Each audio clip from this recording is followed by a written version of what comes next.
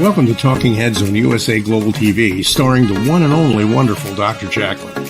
It's a prestigious place where world-class influencers and experts meet, and where you'll find the most trusted advisors and coaches for all things in life and business. Visit usaglobaltv.com to sign up for our newsletter, get the value you need, and be first in line to learn about events and giveaways and other valuable content. Connect with us. Email Dr. Jacqueline at usaglobaltv.com to talk about how you can become part of USA Global TV. That's USA Global TV, where the doctor is always in. Hi, red.olaughlin here. I just finished a magnificent show on the Wise Ones with Dr. Jacqueline Kerbeck, owner of USA Global TV and Radio Network. And we had Sabine Becker on, and Sabine was a thalidomide baby back from the 60s, where she was born very deformed with no arms or very short arms. And she managed to get through life and become very effective. And then she had a massive stroke while driving, and she was laid up in the hospital for literally a year and had to learn everything over again. And she's an inspirational speaker, motivational. I still feel butterflies and everything just from listening to her talk. But a lot of times, particularly, I'm thinking to myself, she had such a massive amount of things happen to her, but her attitude, her positivity, and her mind was such that, how can this person smile and just be content? No regrets, just gratitude out the kazoo. And I'm thinking to myself, there is a perfect example of, life gives you lemons and you make lemonade and you enjoy it. But we're in the middle of a 6-part series. I think today is number 4 on brain health and mental illness. We spent the first couple sessions talking about brain health and what we can do. Last week, we spent a little bit of time talking about some of the primary mental illnesses and mental disorders. And then today we're going to conclude, finish up with that one, hopefully get through the 5 that I want to talk about today. If not, we'll catch them next time. Now, I do not believe we're going to be meeting next week on Thanksgiving Day, so I'll be catching you in 2 weeks from now. But today we'll talk about the rest of the mental illnesses, mental disorders, define what they are, what are their causes, what are their treatments, symptoms and things like that, to give you a better idea of the fact that so many of these things intertwine and they are so hard to diagnose. And sometimes what may cause one or trigger something may not necessarily be the same trigger for everyone. So let me post my first slide and we will get going. And let me set this up here. And today we're going to continue on. Okay. I'm a researcher. I am not affiliated in any way, shape, or form with a medical industry. I'm not a doctor, never been involved with the pharmaceutical industry. I fell in love with chemistry, sophomore in high school, majored in it, got my degree, immediately got an invitation to Vietnam, so I never got a chance to practice it. But nowadays, I do practice it. I research the human body. I explore, I investigate. I want to know what's going on at the cellular level, chemically speaking. I look for cause and effect relationships. Treat a cause and you fix a problem. Treat a symptom and you'll always be treating symptoms. And so that's what I concentrate on. That's what I write about. That's what I speak about. And most of my books nowadays are on health and wellness, and I concentrate primarily in the area of longevity. Mental illness, I'm defining mental illness as those health conditions that involve some kind of change. And it could be the change in our emotions, our thinking, our behaviors. And most of the time that trigger is some level of distress. And we find ourselves having real problems dealing with social, work, or family activities. Sometimes not so bad, sometimes, a little bit more than that. Terminology. We talk about mental illness, we talk about mental health, we talk about mental disorders. There seems to be more than a whole host of terms that we use to describe the same things.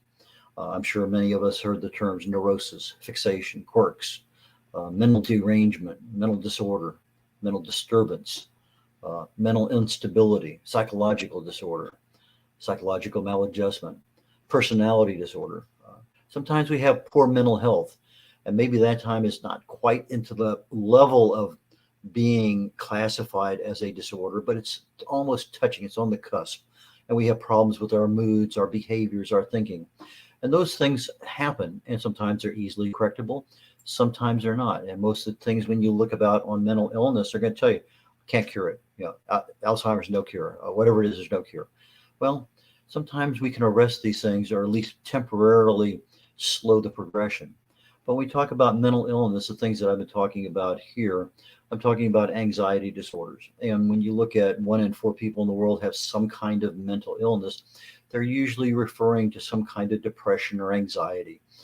People are irritable, they're worried, they may have panic attacks, OCD, that obsessive control disorder, everything has to be perfect. We have bipolar, another term that's used in there. Mood disorders typically means a major depression, more so than just, it's got a little bit of a mood issue. We have eating disorders, anorexia, bulimia, etc. We got personality. You're schizoid, narcissistic. We talked about PTSD last week. But there's just a lot of things in there. Sometimes they get into delusions and hallucinations. And then you have another whole branch of things, which now deals with our cognitive ability to think. And we classify them all generally under the term dementia. But there's at least a half a dozen different kinds of Alzheimer's. There's Huntington's, there's Parkinson's, and there's others. And so there's just a lot of different things we throw out there that we call a mental illness. But let's just go ahead and continue on. Last week, I talked about anxiety, depression, bipolar, and PTSD. Today, my plan is to talk a little bit about schizophrenia, eating disorders, addictive behaviors, dementia, and then I added ADD, ADHD because I felt like it's something that we're constantly exposed to, particularly if you have kids, but not even just the kids. Some of us adults have a problem with that sometimes. So we'll talk a little bit about that. Schizophrenia. Basically, the doctors say it's a persistent mental disorder, characterized by thought, perceptions, and emotional response, and our ability to interact socially. So we have a mental disorder that affects just about everything we do. Sometimes it could be severe, in which case, this guy's really schizo, or it can be disabling to a fact that, you had to be hospitalized. Typically, we see delusions, hallucinations, slurred speech, somebody who's extremely disordered, somebody very negative, somebody who can't quite master being able to put a square peg into a round hole or the round hole into the round peg. So those are things that typically identify that. But as we go through, as we learned last week, and as we go through the additional ones this week, many of these same things occur when we start talking about our emotions, our moods, our negativity, those kinds of things. They just seem to be overlapped. And how does one person know that you just have a simple depression or you have something much more severe than that? That's what the doctors are there to tell us. What are the causes of schizophrenia? Well, for the most part, they don't know. They absolutely don't know. They think it's brought on by some kind of severe stress, a death in the family, a job loss, maybe abuse as a child, maybe even genetic. It could be something passed on down. But they honestly don't know. Some people develop it, some don't. And when some of these things are genetic, then that even throws it into a bigger problem, because all of a sudden somebody turned a gene on and you became schizophrenic. But genes are like a light switch. They can be turned on and off. Epigenetics is our lifestyle, the things we do on an everyday basis, that sometimes because of too much of this or too little of this, we may actually activate a gene, maybe for the good, maybe not for the good. But those things are about, in most cases, about 5%, sometimes a little bit more. So if you have something from your parents, no guarantee you're going to get it. But it's one of those things that does need to be taken into consideration, particularly when you start getting to Alzheimer's and some other things. What do they typically treat schizophrenia with? Well, usually it's some kind of individual psychotherapy. They want social skills training, family therapy, these drugs, anti-tremor, antipsychotic. In some cases, nutrients. Deep brain stimulation is another one that's going on right now. And some of you'll find that a lot of these treatments are the same treatment no matter what the mental illness is. It's kind of strange why all these things seem to work. I prefer start with a clean slate. If you're deficient in some kind of nutrient, let's take care of that first. Let's get your body balanced nutrient-wise across 32 different nutrients the body needs on a daily basis. Keep it that way for 2 or 3 weeks. If you still have the problems, now you have something to go on that's not a magnesium deficiency or a vitamin B12 deficiency, which can cause cognitive problems or mimic Alzheimer's. And those things are if you don't research and find out, well, am I deficient in this? Well, maybe you're deficient in something, but you're being treated and given psychotic drugs for a reason which could have been prevented. I'm just more like to know what's really going on from a nutritional perspective. A big category, eating disorders. It just runs the gambit here, but essentially something that's abnormal or disturbed eating. We have anorexia, bulimia, alternate diet, binge eating, and these things are episodic, and sometimes they involve large quantities of food. But anorexia and bulimia, and they're a little bit different as far as how they manifest themselves. We see symptom-wise, sometimes the weight on a person goes up or down. Some people are really preoccupied with their body image, and you tell them, "Why are you dieting? You're not overweight." And they look at themselves, "Oh yeah, I'm overweight," but they see something that we don't see. Even though you can tell them, they can look at a mirror, they can look at the weight charts. Yeah, you're right there in the middle of the norm or low norm, but they don't see it that way. Eating pattern disruptions, preoccupation with nutritional content, changes in exercise programs, again, mood swings, excessive use of laxatives. These are typically seen, and I'm giving you the generic for the eating disorder and not necessarily a specific for bulimia. Those things are available. Just go to Dr. Google or Dr. YouTube, and you can find more information than you want. But this is an awareness program.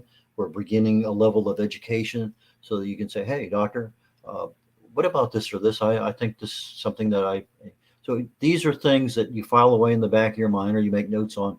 You go see your doctor and say, "Hey, what about possibly doing this?" And that, I think, is of immense value. What are the causes of eating disorder? Well, some classify it as a family history. Um, Sometimes you have another mental disorder and this becomes a side effect. But really and truly, a lot of it, I think, really happens under stress. We have people with self-esteem. They do not recognize themselves for who they are. The lady we had on the last show, Sabine Becker, she was born with very tiny arms because her mom had thalidomide when she was a baby and it caused birth defects.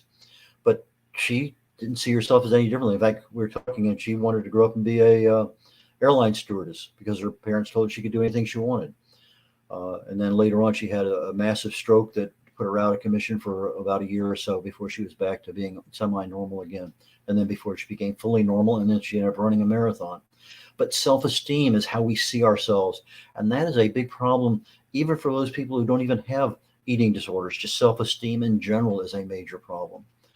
How you treat it? Well, cognitive behavior therapy. We've heard of that one before. Self-image or self-worth kind of improvements. Stress management, family support. Sometimes a nutritional education helps. Support groups also help. A lot of different things in that particular area of eating disorders that can be addressed and are worth doing that. Addictive behavior. Now here again, just like eating disorders, there's so many kinds of addictive behaviors. Most of the ones we kind of hear about is alcohol, drug abuse, but we have some kind of compulsive drug use or physical or social consequences. I mean, it may not necessarily involve a drug. It may be sex, maybe gambling, maybe internet, maybe shopping, video games. Some people are obsessed with plastic surgery. Binge eating obviously is an addictive behavior. Some kinds of food, thrill seeking. Just because it's not drug, and that drug can be illicit or prescription, addictive behavior is something that comes about. And symptoms are typically seen as a problematic pattern. And that's the key word, is you have a pattern of use. You have powerful cravings. You got relationship problems. If you have a health problem, it's ignored. You have these obsessions. We talked about thrill seeking, increased risk taking. Sometimes you don't want people to know you have a problem, so you seek solitude or secrecy. Denial is a big one in this one. No, I don't have a problem. No, it's financial problems because you're having to buy whatever you're needing in order to meet the requirements of your addiction. Always, you're going to have in most of these things some kind of sleep problem. And another one that's typical, very typical, is the fact that you're spending so much time chasing this addiction that you disregard your own appearance. And again, these are generic. They do not say that if you have a gambling addiction, you're not going to look good. These are generic, and that's all they're meant to be. If you think you have a gambling problem, there's Gamblers Anonymous. There are lots of information out there on how to identify it. But these are things just from an educational awareness perspective. Addictive behavior. What are the causes? Well, most scientists tend to think it has something to do with our environment. We're exposed to something that's an addictive substance, and all of a sudden, whoa, I like that. Let me try it again. Sometimes it's social pressure. Sometimes it's lack of social support. In other words, neglect, particularly as a child. Some of us have better coping skills than others. Sometimes we lose a family member, and somebody in the family just can't get over it. They just live with that loss every day. Yes, you do need to grieve. Yes, there is a time for all that, but coping skills are something that can be learned. Sometimes poverty is part of the cause. Trauma, very much so. I think I've seen that on more than just a few that I was doing research on. You may have an undiagnosed mental illness, like we talked about on the eating disorder. Sometimes that is a side effect of something else. Chronic stress. Stress is such a big part of our mental psyche that it becomes a trigger for many of these things. Chronic pain.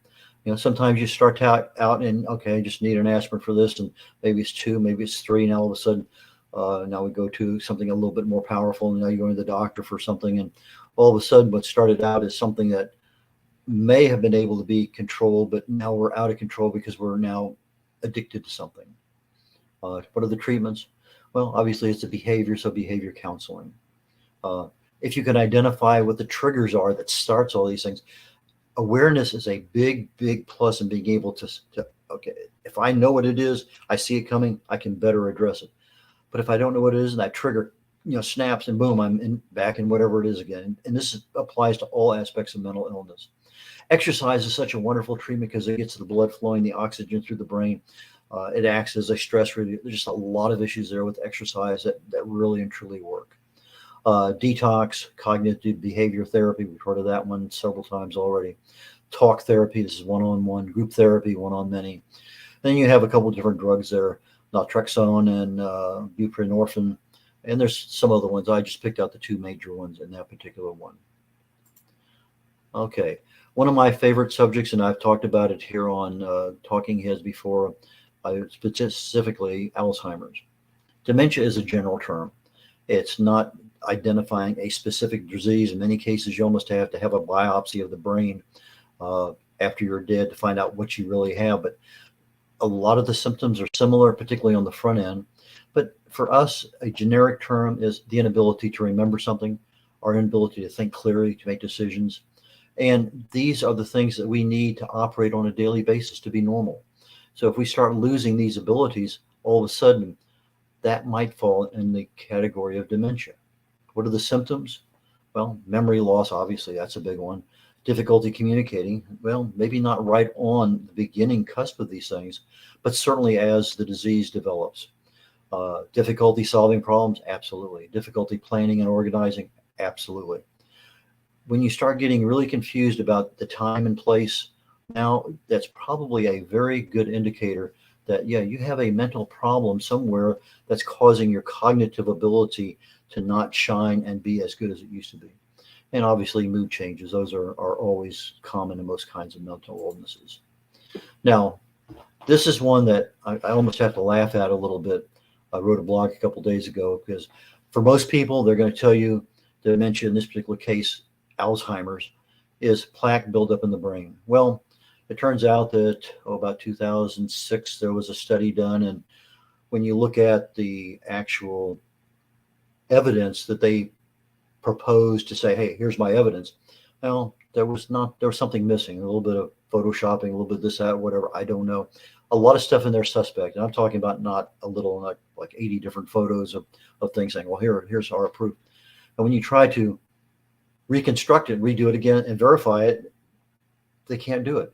And so a lot of the research that has gone on tied to this plaque buildup in the brain, your beta amyloid beta protein, basically, is now being suspect. And a lot of the drugs that were developed to kind of address it are now saying, well, maybe that's not necessarily the case. But you do have a plaque buildup that does happen. You do have a tau protein that gets tangled and causes problems. And those are two of the well-known ones. But anytime you have any kind of problem in the brain, generally you're going to have some level of inflammation that's there, some level of oxidative stress. Sometimes you have an exposure to toxins that affect the brain. Genetics, the APOE4 gene is one that is most prevalent there. Just getting older, that's a cause of a lot of our aging dementia issues. Sometimes we have these gene mutations. I talked about the APOE gene. That's one that definitely has a problem. Excitotoxicity, depending on what's going on in the brain, because we have a lot of different synapses going back and forth, the electrons communicating. And when you have that, sometimes it operates in just a normal level. Let's say their speed is 55 to 70, and you're operating in that and everything's fine. And sometimes, whoa, you're up 85, 90, and now you're really overdoing what the pathways, the brain path can handle. And sometimes it's a nutrient deficiency. I mentioned vitamin B12 being one that mimics Alzheimer's. That's why gerontologists will give you a B12 shot to see if that snaps you out of it. Magnesium is a big one. There's a magnesium L-treonate. It's a particular kind of magnesium that literally in about a week, 2 weeks, you'd be amazed at how well the brain responds to having some deficiency in magnesium. But magnesium deficiency does cause cognitive decline, cognitive inability. You have a few drugs for treatments: Aricept, Exelon, Reminil, Levodopa. And when I start looking at some of these things, antidepressants, diet, and supplements. Supplements, I want to stop there for a minute. Supplements, and it may be a number of different things. One of the ones that I've found to be very, very effective in the treatment of Alzheimer's is one of the 4 phospholipids that our body makes. It's called phosphatidylserine. Well, phosphatidylserine passes through the blood-brain barrier, and it is needed. As we get older, we make less and less. Well, fortunately, you can buy it in pill form, take it. My brother-in-law had Alzheimer's. He got to a point, he was a Catholic priest, and he could not say Mass anymore. He finally moved in with his younger brother, and we put him on the phosphatidylserine. And in less than 2 months, even though he couldn't even tell you what year it was, he could tell you what was on TV last night, what he had for breakfast, what was on TV tonight. It was like he didn't have Alzheimer's for a number of months. But like any other kind of disease, it's just not one pathway a disease progresses. So you may be able to stop one pathway in its tracks, but that doesn't mean that another pathway is also running down parallel tracks. So you may have a buildup of plaque you can stop, but maybe the tau protein tangles continue to tangle. And so supplements, I think, are very, very good. PQQ, I think, is one of the best ones for the brain. Pyrroloquinolincanone. It passes through the blood-brain barrier and can be reactivated 25,000 times, assuming you have enough glutathione. And what else is in there? Just a lot of different things. Exercise, a lot more oxygen getting to the brain. Stress management, so many problems caused by stress. I'm going to say, seriously, you almost need to manage stress on about an hourly basis. Certainly 4, 5, 6 times a day. Take a deep breath. I love to say, take a deep breath, hold it for 30 minutes. And then they finally hear 30 minutes, not 30 seconds, and they start laughing. But taking a deep breath, smiling, laughing, exercise, all are great. You've got breathing exercises, pranayamas. I love doing those. But there's just a lot of different options out there. EFT, emotional freedom techniques. Increasing our social interaction. Sometimes just being around others is enough to help with our ability to communicate better. Acupuncture, ultrasonic energy in the brain targeting the globus pilatus. That's one that's really finding a lot of improvement nowadays in Alzheimer's. Handrails. I mean, we don't think about that, but if we're going to have a problem, say with Parkinson's, and we can't hang on very well, and we don't have handrails around the house, in the bathroom, wherever you're at, bedrooms, etc. Maybe that's something you might want to seriously consider, because if somebody's going to have a problem and it's going to get worse before they end up in a wheelchair and they're going to get themselves hurt going from one room to another, that's a fairly inexpensive solution. There's, as I mentioned earlier on, there's a dozen different kinds of Alzheimer's. You got Alzheimer's and Parkinson's and Huntington's and vascular dementia, Lewy body dementia. Creutzfeldt-Jakob, Wernicke-Korsakoff, Down syndrome, and there's others. But trying to get down into the Wernicke-Korsakoff, there's not that much of it. But yeah, there's probably a fair amount of Lewy body, there's a fair amount of vascular dementia, certainly a whole lot of Parkinson's. And it was interesting that I found that several years ago that you put a Parkinson's patient on a bicycle and let them bike stationary bike, and they bicycle for 30 minutes, and all of a sudden it's like their Parkinson's goes away for an hour or two. Same thing, you put them on horseback, and there's just a lot of things out there that are working for each one of these different kinds of diseases. But dementia is one that's very, very difficult because it affects not only the individual, but the family as well. And if it's something simple as phosphatidylserine deficiency, well, that's fairly easy to address. So when I start talking about let's balance all of the necessary nutrients first before you start looking at what is really wrong, I think you're at an advantage when you do that. Okay, I'm getting toward the end here. ADD, ADHD. Again, several things working here. We tend to think of this more for kids, but ADD, attention deficit disorder, essentially inattention, distracted easily. They poor working memory. ADD also has this cousin called ADHD, attention deficit hyperactivity disorder. And it's basically the same things as ADD, but you get a little bit more impulsiveness or a little bit more hyperactivity. And so they add that H in there to signify that this is just a level above ADD. And what do we see? Primarily symptom-wise, constant fidgeting. They just can't sit still, excessive physical movement, excessive talking, inability to wait your turn, sometimes acting without thinking, interrupting conversations. A big problem lifting things undone. Can't get organized. A very, very, very easy one. Again, from a systematic perspective, it looks easy to identify, but then again, there are other things in there that have similar ones. But what are the causes? Consensus is brain injury. A lot of them, when they want to put it back to having some kind of exposure to the mother when they're pregnant, and whether that exposure is toxins or alcohol or tobacco. Maybe the baby was born with a low birth weight, maybe premature delivery. There's a certain amount of study that says genetics is in there. I want to also add in that Dr. Berg, somebody I follow, DERG, Dr. Berg, he seems to think a lot of ADD, ADHD, and along with, what is the book, Grain Brain by Perlmutter. They talk about how sugar, gluten affects our brains and gives us a lot of this depression, anxiety, in some cases ADD, ADHD. Sugar is a very, very potent chemical, and it causes a lot of inflammation in the brain. In fact, even sometimes Alzheimer's referred to as type 3 diabetes. But sugar and gluten may be two areas, if there's a problem out there, that, hey, maybe you just want to back off for a while on that one and just let things be. There's so many different kinds of medications that people use for that. I'm not going to go through them. They're in the slide. Most of them are very difficult to pronounce regardless. But other things that can be done, diet, I just mentioned some of that, exercise. If it's a toxin exposure, maybe toxin removal. Maybe it's an allergen that you have. What are you allergic to? Could it be chocolate? Could it be red wine? Could be half a dozen other things. Let's find out what it is and remove that from your body. Yoga, Tai Chi, behavior therapy. In some cases, EEG feedback is very good for treating that. And so those are the things that we kind of just wrapping up this week's program. I have a couple books that are available on my website, red.olaughlin.com. That's REDOLAUGHLIN, red.olaughlin.com, or on Google. The Joy of Ageless Health talks about the primary causes of disease and what you can do about it, starting from basically chronic low-level cellular inflammation.